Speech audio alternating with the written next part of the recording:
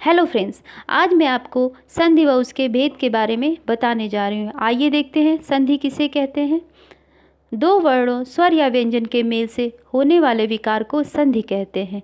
कोई भी दो वर्ण, वो वर्ण स्वर भी हो सकता है या व्यंजन भी हो सकता है। जहाँ तक आप लोग स्वर से और व्यंजन से भली भांति परिचित होंगे, फिर भी मैं आपको बता देना चाहती हूँ कि स्वर जो है अ, आ, छोटी, बड़ी, ये सभी स्वर होते हैं। इनकी संख्या 11 होती है। और व्यंजन क, ख, ग, घ, च, छ, ज, झ, ये सभी व्यंजन होते हैं। तो कोई भी दो अलग अलग शब्द, चाहे वो स्वर के हों या व्यंजन के हों, इन दोनों को एक में यदि हम मिला देते हैं तो वो संधि कहलाता है। दूसरे अर्थ में हम देखते हैं कि संधि का ऐसे लोग अर्थ निकालते हैं कि मेल, यानी कोई भी दो शब्दों को अगर जो हम एक में मिला देते हैं यानी संधि कर देते हैं यानी जोड़ देते हैं तो उसे संधि कहते हैं। सामान्यतः संधि की परिभाषा को इस प्रकार हम परिभाषित कर सकते हैं कि दो शब्दों या शब्दांशों के मिलने से नया शब्द बनने पर उसके निकटवर्ती वर्णों में होने वाले परिवर्तन को संधि कहते हैं। जैसे मैंने आपको अभी तुरंत बताया, वही इस परिभाषा में दिया गया है।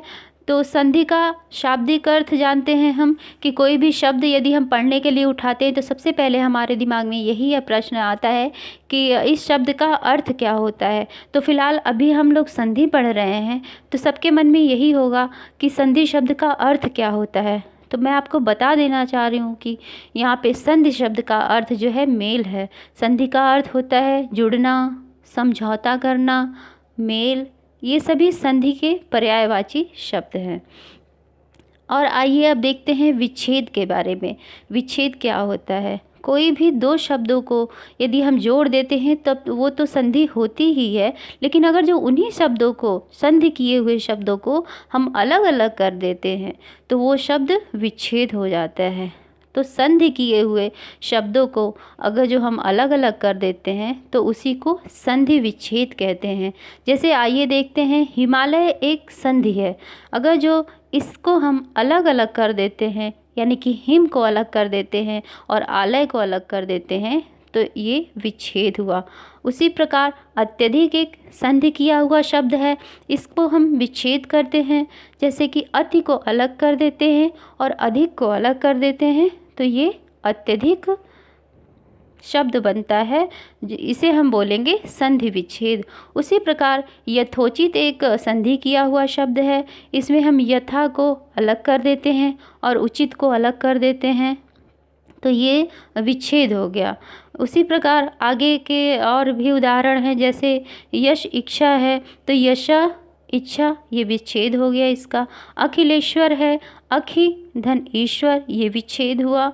आत्मोत्सर्ग है तो आत्मा धन उत्सर्ग, ये विच्छेद है।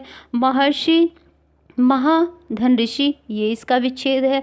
लोकोक्ति, लोकोक्ति का विच्छेद हुआ लोक धन उक्ति। तो आप लोग विच्छेद को अच्छी तरह समझ चुके होंगे। अब आइए देखते हैं कि संधि शब्द जो है कहाँ से लिया गया है। संधि शब्द जो है वो संस्कृत का शब्द है। ये संस्कृत से आया हुआ माना जाता है कि इसको संस्कृत से लिया गया है। संधि जो है वो निरर्थक, जो दो निरर्थक शब्द होते हैं उनको मिला देने से एक सार्थक शब्द की रचना होती है, उसे संधि कहते हैं। और संधि में ये होता है कि संधि का रूप जो है वो छोटा हो जाता है। विच्छेद में हम किसी शब्द को अलग अलग कर देते हैं तो वो शब्द बड़ा हो जाता है, किंतु यदि हम वही शब्द को एक में कर देते हैं यानी संधि कर देते हैं, मेल कर देते हैं, तो वही शब्द जो है छोटा हो जाता है। अब आइए संधि के भेद पर चर्चा करते हैं। संधि के भेद 3 प्रकार के होते हैं। संधि, पहला स्वर संधि, दूसरा व्यंजन संधि और तीसरा विसर्ग संधि। तो अभी हम स्वर संधि के बारे में देखते हैं। स्वर संधि की परिभाषा देखते हैं। दो स्वरों से उत्पन्न विकार अथवा रूप परिवर्तन को स्वर संधि कहते हैं। दो स्वरों, यहाँ पे गौर करने वाली बात ये है कि दो स्वरों यानी कि दो स्वर ही होना चाहिए।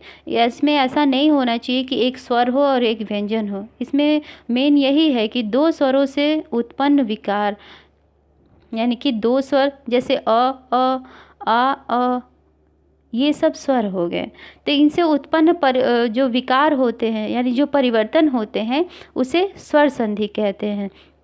इसे साधारण शब्दों में हम इस प्रकार समझ सकते हैं कि जैसे स्वर वर्ण के साथ स्वर वर्ण के मेल से जो विकार उत्पन्न होता है उसे स्वर संधि कहते हैं। एक बार फिर से हम देखते हैं इस परिभाषा को। स्वर वर्ण के साथ स्वर वर्ण के मेल से, आप लोगों ने ध्यान दिया इस शब्द को, स्वर वर्ण के साथ स्वर वर्ण के मेल से जो विकार उत्पन्न होता है उसे स्वर संधि कहते हैं। तो उदाहरण को देख के हम इसे अच्छी तरह से समझ सकते हैं। तो आइए देखते हैं उदाहरण को। जैसे विद्यार्थी एक शब्द है, उसके हम विच्छेद करते हैं तो विद्या धन अर्थी बनता है। तो इसमें जो विद्या का जो आ है उसका जो हम बोलते हैं तो उससे अ की ध्वनि निकलती है, और अर्थी का जो अ है उससे भी अ की ध्वनि निकलती है। तो यानी कि ये जो दोनों स्वर हैं तो इन दोनों को मिलाने से जो एक नया रूप बनता है तो वो बनता है आ बनता है, तो उसे विद्यार्थी हो गया। उसी प्रकार सूर्योदय एक शब्द है, इनका विच्छेद करेंगे हम तो सूर्य धन उदय हुआ। तो य को जो हम उच्चारण करते हैं तो इससे अ की ध्वनि निकलती है, और उ का उदय का जो उ है इससे उ की ध्वनि निकलती है, तो हो गया सूर्योदय। उसी प्रकार मुनींद्र हो गया, कवीश्वर हो गया।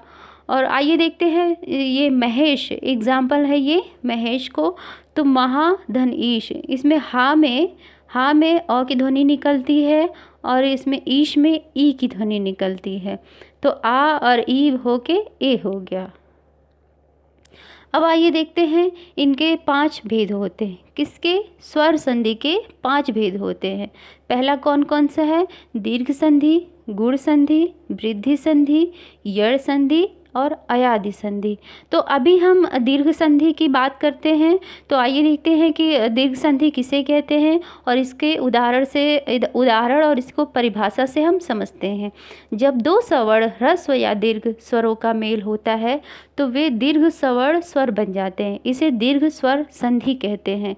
इसके नियम से हम लोग समझते हैं इसे कि दो सवर्ण स्वर मिलकर दीर्घ हो जाते हैं, जैसे कि अ, आ, छोटी, बड़ी, छोटा ऊ, बड़ा ऊ और री के बाद वे ही ह्रस्व या दीर्घ स्वर आए तो दोनों मिलकर क्रमशः आ, ई, उ, री हो जाते हैं।